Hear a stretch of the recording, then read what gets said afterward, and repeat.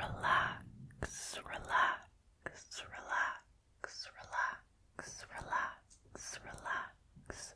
Get comfortable, get cozy, and get ready to be spooked.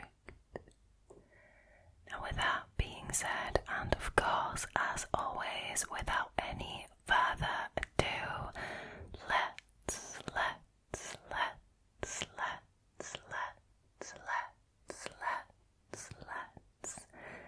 get into tonight's stories, shall we? Alrighty, so the first story for tonight was originally posted to Reddit by a user called maddyisok. Their story is called The Woman at the Bridge. This was back in January early this year. My friend and I had just started working on our film project and were getting ideas of locations to shoot the film. We drove to a swinging bridge about an hour away from our hometown. It was a usual unsturdy bridge that was about 400 feet long and 60 feet above the water. This bridge was only meant for walking, no running, biking, etc. across it. It was parallel to another bridge, one made for vehicles. My friend and I got a couple of shots on the bridge itself before we made our way to the other side, where there were train tracks and a neighbourhood. About halfway across the bridge, we heard yelling coming from the other bridge, the parallel one. We looked at it, and what appeared to be a lady waving her arms like she was trying to get our attention called out a name, what I thought was Hayden or Aiden, which both of those were neither mine or my friend's name. We yelled back, "We are not them," thinking that would be the end of the conversation. Now the woman just stood there, staring at us. We tried to shrug it off as we thought it had been settled, but then the woman takes off full speed, running across the bridge in the same direction we were going. Now we thought it was strange, but we just laughed it off and carried on. We made it to the other side of the bridge and began shooting footage near the train tracks. I know it's unsafe, but this was a regular crossing point for the bridge trail. While in the middle of a scene, I heard a familiar voice yell from behind me. It was the same woman yelling the same thing. She stood on top of the hill of that neighbourhood across the tracks. Again, we yelled back that we don't know her and we are not who she thinks we are. This woman then takes off running once again, but this time towards us. This frightened us, yeah, no shit. What the hell? Because why would this woman need to get to us that badly?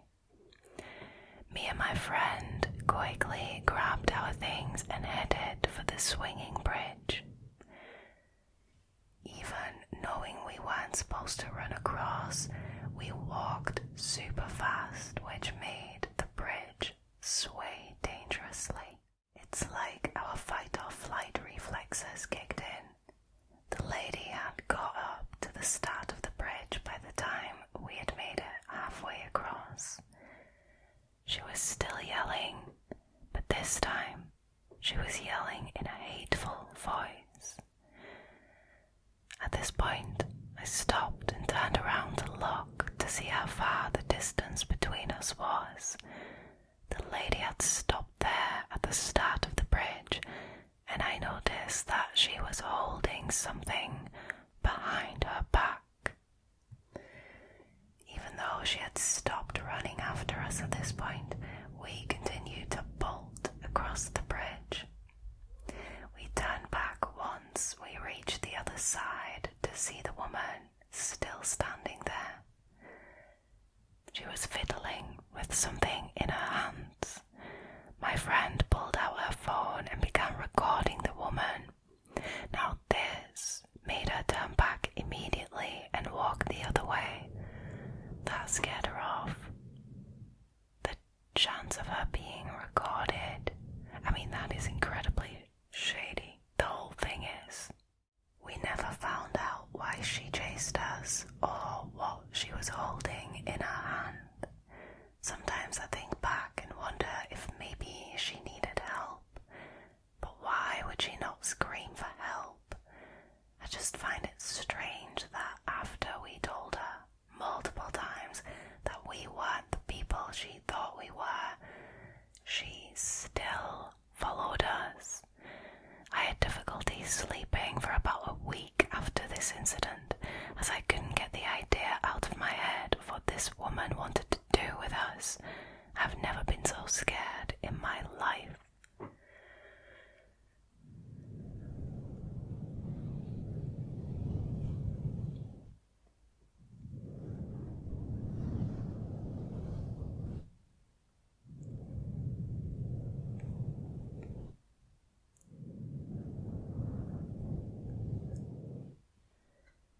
Honestly, I can just picture this woman just taking off, sprinting towards the Redditors, and it gives me chills. No wonder the Redditor was having trouble sleeping after this. That image would haunt you for a long time. I suppose when the woman was shouting Hayden or Aiden, maybe she could have been shouting like, hey there, or something like that. But even then, it makes no sense as to why she would follow the Redditor and their friend. And in such a creepy way, no less. Sprinting towards them to get to them. Like, no thank you. No thank you. Thank God that she stopped as soon as she reached, the more dangerous swaying bridge. Because who knows what would have happened if she also sprinted after them on that. The whole situation was already unsafe enough. This woman clearly trying to catch up to them for whatever reason, but then the Redditor and their friend running across this bridge that is not made for running. Can you imagine if that bridge had collapsed? I am so glad that the Redditor and their friend stayed safe. I have no idea what that woman could have possibly been fidgeting with in her hands, but it can't have been anything good. It's also so incredibly strange that the one thing that ultimately made her leave them alone was the Redditor's friend pulling out her phone to record. That's what scared her off. That is mental. This is so bizarre. And God knows what she would have done if she had reached the Redditor and their friend. Once again, like I said, I'm so glad that they stayed safe in this situation, because the mental image of this is absolutely horrifying. So I can't imagine how terrifying it must have been to actually go through.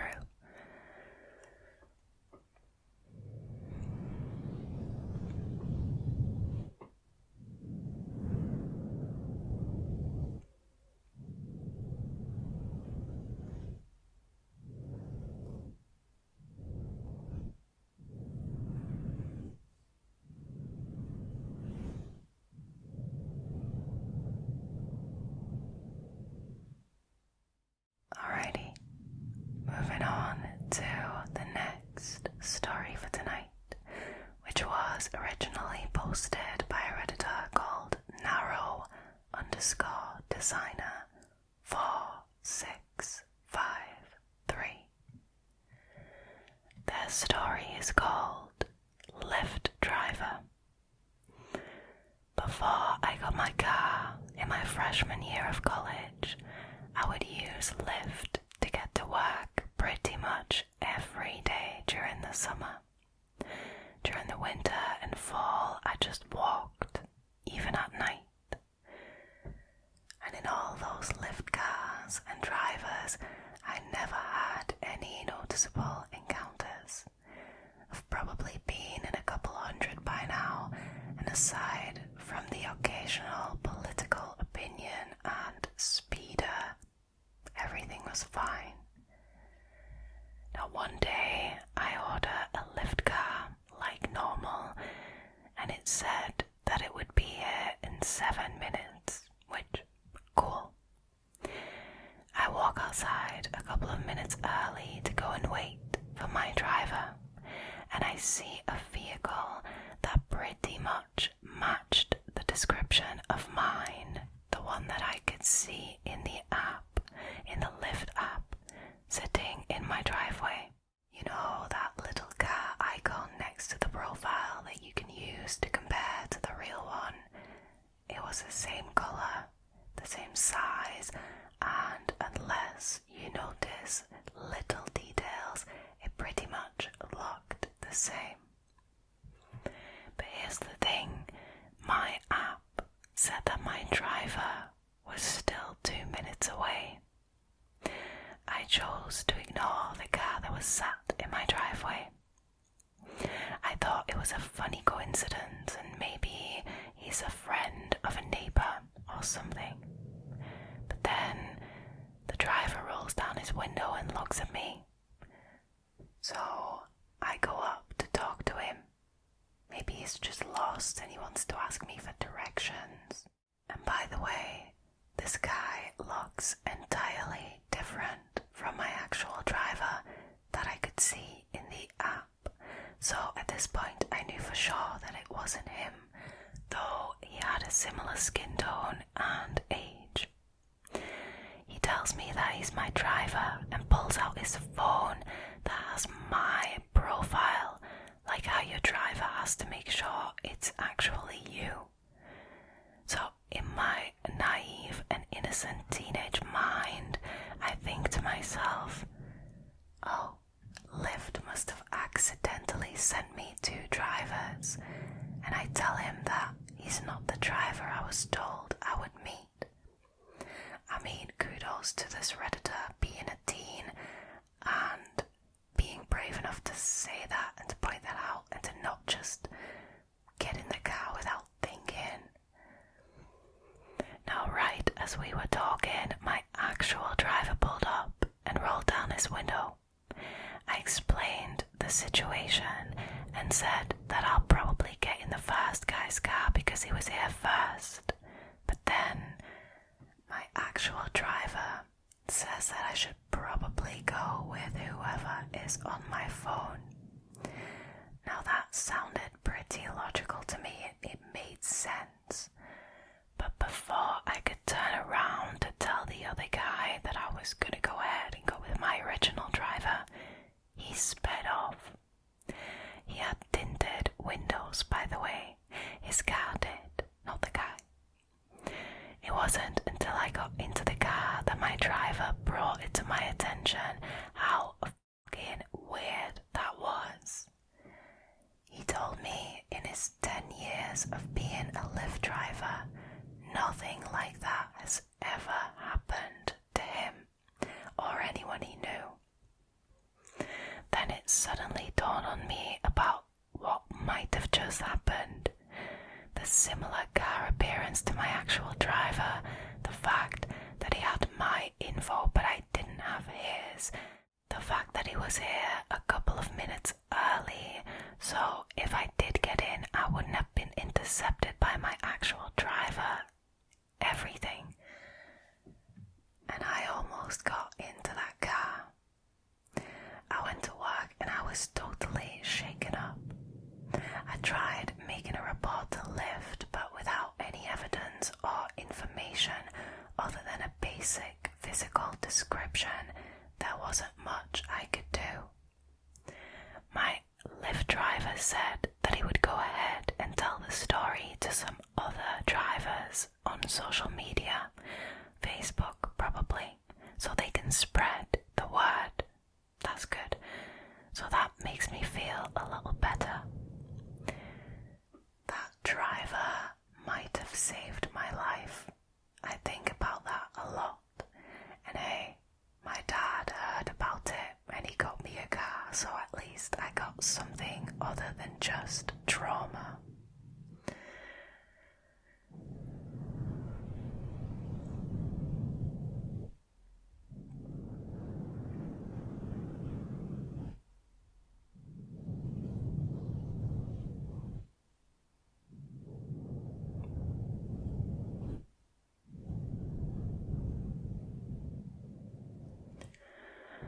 You guys, it's so important when using services like Uber and Lyft to check, to double check and to triple check the information of your driver, of the car that he's driving.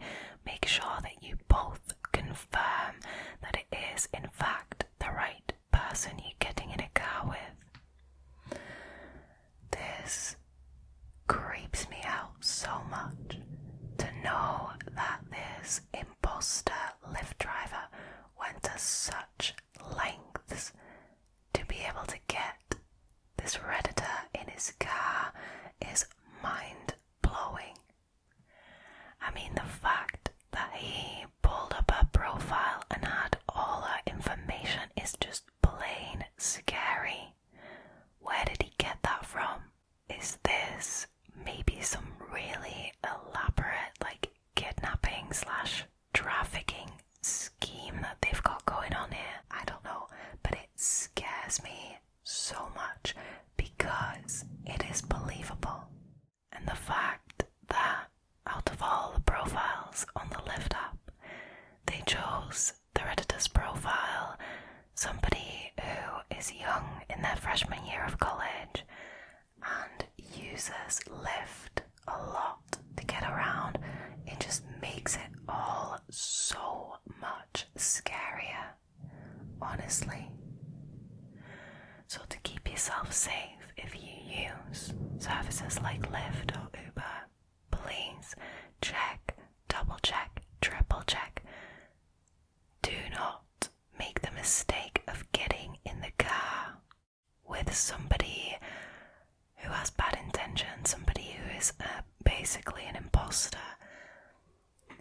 It is incredibly scary to think about, and I am so glad the actual driver turned up in time, because the Redditor admits that they had almost gotten into the imposter's car, and I don't want to know what would have happened if they had.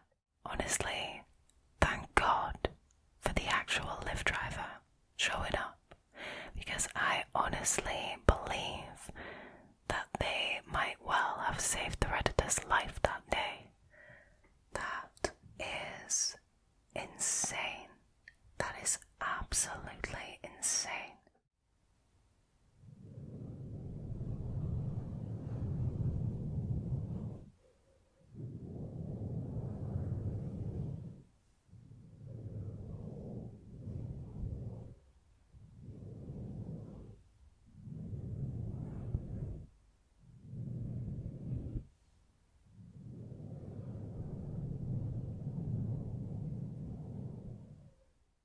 Alrighty, moving on to the last story for this evening, which was originally posted by a Redditor called OK-Wonder7326.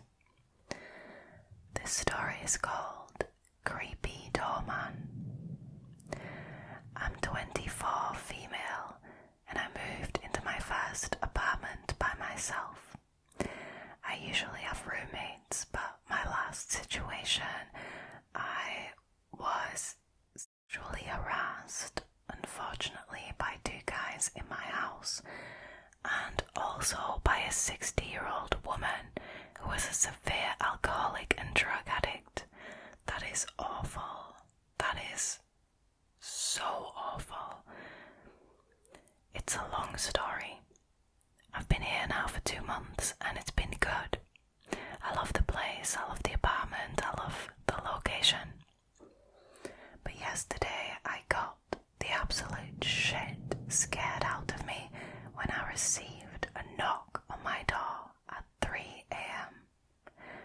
I live on the top floor of a 25-floor building and was the first to move in after renovations. So there are only 4 or 5 people on my entire floor. I had no texts, no calls from anyone I knew about coming over. First, they knocked and I was silent. Then they knocked again. It sounded like a man knocking. I called my mom, telling her this situation and that I was utterly terrified being a young woman on my own. Now the person in front of the door waited a few minutes and then knocked again. My mom called the police for me and 2 women officers came up. I told them what happened and they were super kind about the whole situation. The only person who I could have maybe expected to knock, the only person who had access, was the doorman.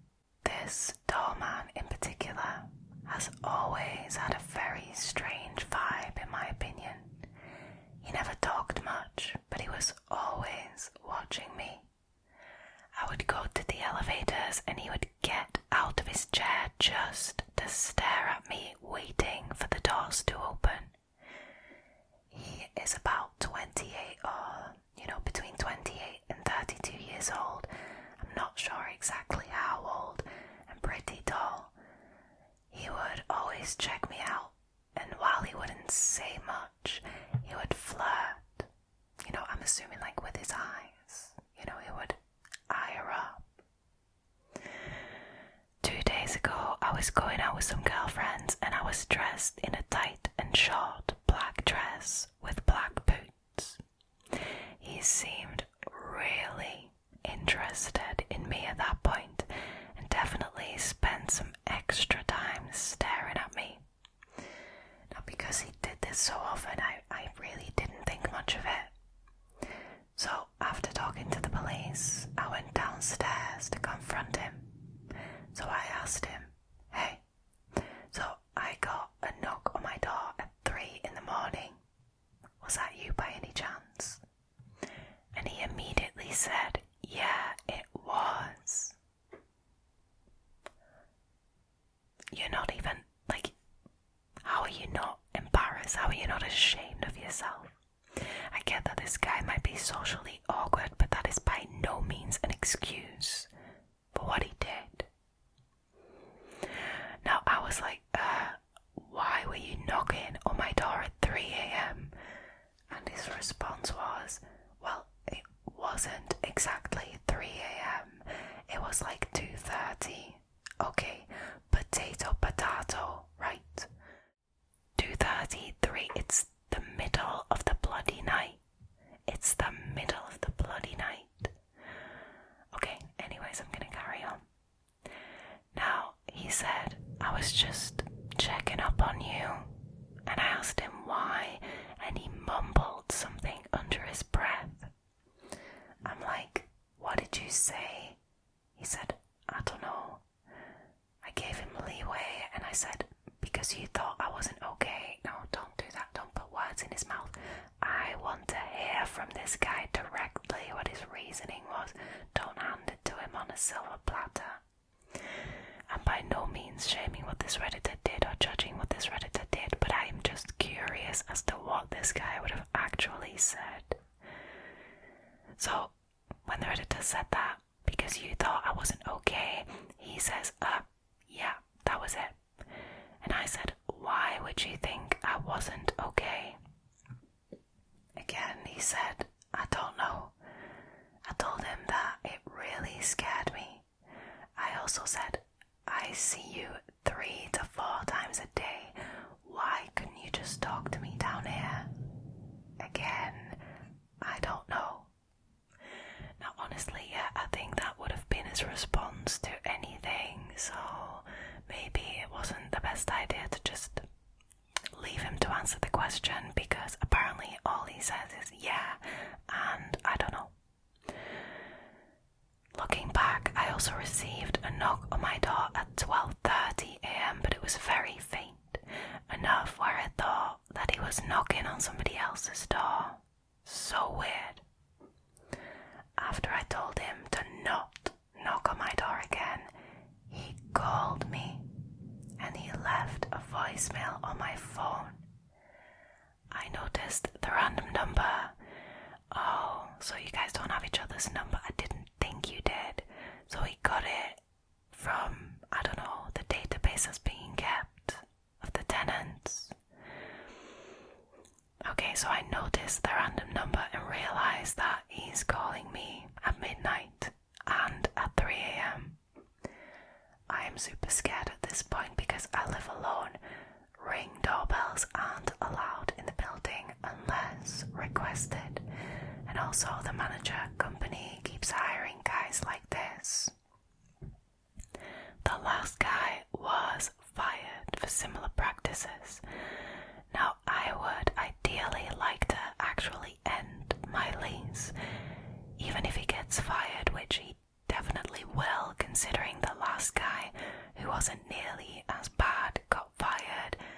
That would be good, but he now knows where I live, what car I drive, when I come and go, and also has access to the magnets to get up to the elevator. Oh, that is concerning. He even asked me a few days ago, what's your unit number? I mean, don't you know you've been knocking on this girl's door in the middle of the night? Or have you just been knocking on random doors? Like, I'm so confused. So he asked me, what is your unit number, so he could come up? Like it was premeditated. Oh, I see. So he asked this before the knocking started, so he knew exactly what door to knock on. Honestly, I don't know which concerns me more.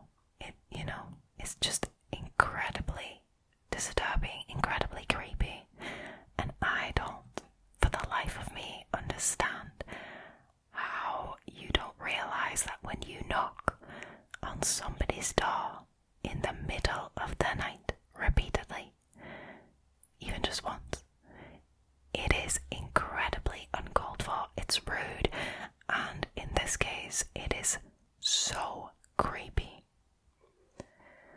I am super scared, and I hear stories about this all the time. I'm terrified he'll have a maintenance key or something, and then he would come into my apartment and hide and wait for me to get home. A young girl was killed by somebody who worked in her building. What do you think I should do?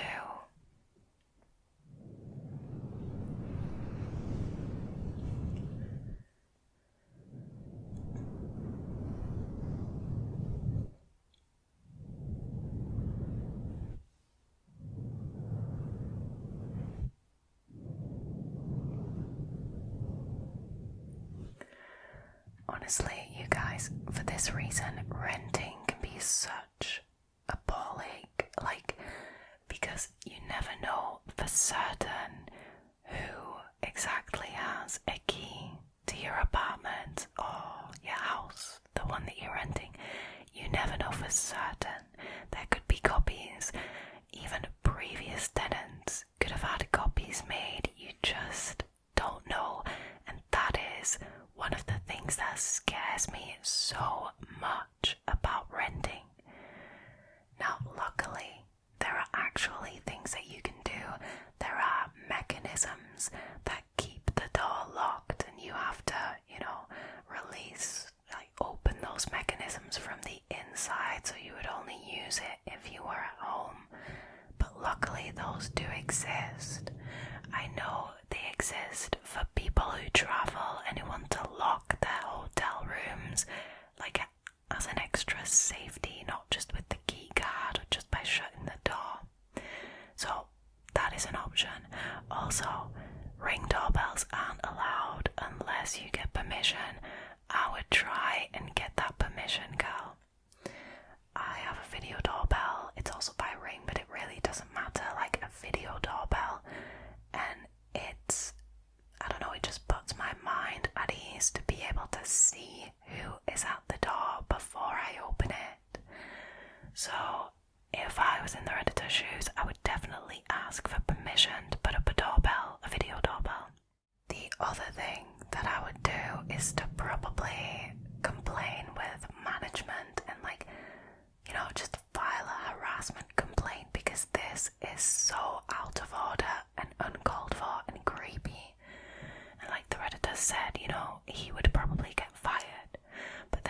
same time, the Redditor is also absolutely right. This guy has a lot of her personal info.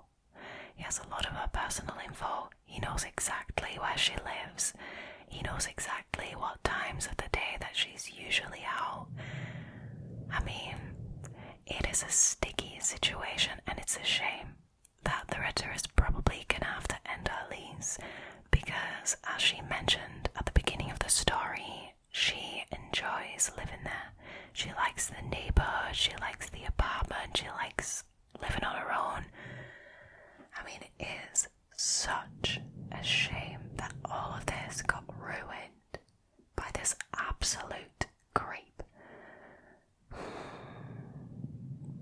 Though I am happy that the Redditor stayed safe and that he didn't actually come in.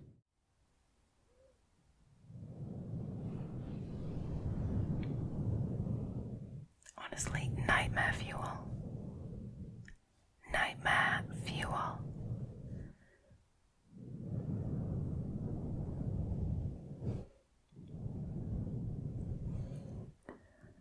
Alright, you guys. Sadly, that was it for tonight's scary stories. Thank you so much for choosing to hang out with me again tonight. I hope you enjoyed this video. If you did and you haven't already, please consider subscribing to the channel, liking this video, and leaving a comment down below. It really helps.